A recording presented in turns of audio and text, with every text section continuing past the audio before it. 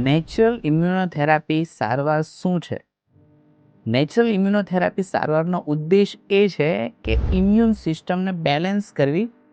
Immune system balance થતાની સાથે જે લક્ષણો છે, વારંવાર શરદી, છીંકો, નાકમાંથી પાણી, શ્વાસમાં તકલીફ, સ્કિન પર લાલ ચકામા, ખંજવાળ, જે ધીરે ધીરે ઓછું થઈ જાય છે.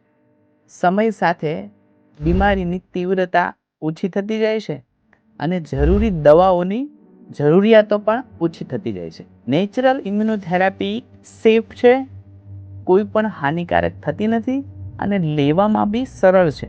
બાળકો અને પુખ્ત વયના વ્યક્તિઓ માટે પણ ઇમ્યુનોથેરાપી ટ્રીટમેન્ટ શક્ય છે. જો તમને એલર્જીને લગતા કોઈ પણ પ્રશ્નો મૂંઝવતા હોય તો તમે એલર્જી ક્યોર ક્લિનિકનો સંપર્ક કરી શકો છો. ધન્યવાદ.